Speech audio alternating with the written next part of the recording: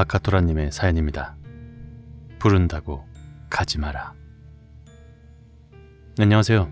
2년 전 이모가 겪었던 시어머니의 영이라는 사연을 올렸던 아카토라입니다. 이번 사연은 지난 사연의 주인공이셨던 셋째 이모의 친구분께서 겪으신 실화입니다.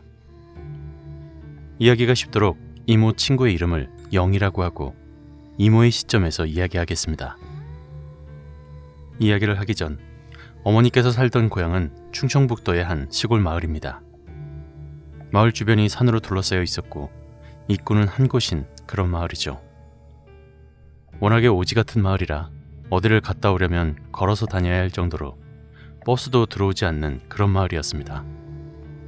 그런 마을이 어디 있냐 하시는 분들이 계실지 모르겠지만 시기는 50년대에서 60년대쯤일 테니 워낙 오지다 보니 6.25 전쟁 때도 피난민들이 피난 가면서 얘기해줘서 그제서야 전쟁이 난 줄 알았다 하니 오지 마을인 건 맞습니다. 자, 그럼 이야기 시작하겠습니다. 결혼을 앞두고 있는 영희는 이것저것 준비하러 읍내에 갔다가 어느 정도 준비를 끝내고 예비신랑과 헤어지고는 집에 혼자서 돌아와 보니 시간은 어느덧 밤이 되었습니다. 마을 입구에 다다랐을 즈음 마을 입구 쪽에 산 조금 언덕진 곳에 누군가가 자신을 향해 손짓하는 것이 보이더랍니다. 그래서 이 시간에 누구지 하며 자세히 보았습니다. 그런데 그 손짓하는 사람은 다름 아닌 자기 자신과 결혼 예정인 자신의 예비 신랑이었던 것입니다. 저 사람이 왜 이 시간에 여기 있지? 그리고 읍내에서 헤어졌으니 나보다 먼저 우리 마을에 도착할 수도 없는데. 이상하단 생각은 잠시 들었으나 예비 신랑이 목소리가 닿기 힘든 거리에서 손짓하며 부르니 의심을 풀고 손짓하는 대로 따라갔다고 합니다. 그런데 예비 신랑과의 거리는 좁혀지지 않았고 계속 손짓으로만 따라오란 듯 부르더랍니다. 계속해서 산속 깊은 곳으로 들어가는데 아무리 가도 거리는 좁혀지지 않았고 한참을 따라 산을 올랐다고 합니다. 그러다 날이 새어 새벽이 되었고 햇빛이 산 곳곳을 비추기 시작합니다. 그러자 신랑은 온데간데 없어지고 순간 영희는 정신을 잃고 쓰러졌습니다. 그 사이 영인의 집에선 집에 들어와야 할 예비 신부가 들어오지 않았으니 온 집안이 발칵 뒤집혔습니다. 마을 사람들을 다 동원해서 혹시나 하는 마음에 마을 주변의 산을 오르며 찾기 시작했습니다. 예전에 간첩이 숨어 있다가 발견되었던 산이기 때문에 또 그런 일이 일어난 것은 아닐까 하는 생각으로 마을 사람들이 산속을 찾아 헤매던 중 산속 깊은 곳에서 영희가 쓰러진 곳을 찾았다고 합니다.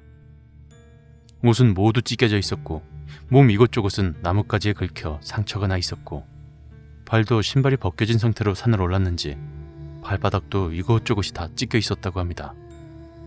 영희를 찾던 마을 사람들 가운데는 마을 제사를 지내고 호랑이를 모시는 무당도 함께 있었는데요. 그 무당이 영희가 쓰러져 있던 곳과 주변을 살펴보곤 이내 마을 사람들과 영희를 데리고 따라 내려왔습니다. 그리고는 그 집에서 집안 어른들과 이런저런 이야기를 나누며 영희가 깨어나길 기다렸다고 합니다. 그리고 얼마 후 영희가 깨어났고 무당은 어떻게 하다가 산에서 쓰러져 있었는지 자초지종을 물으며 이야기를 들었습니다.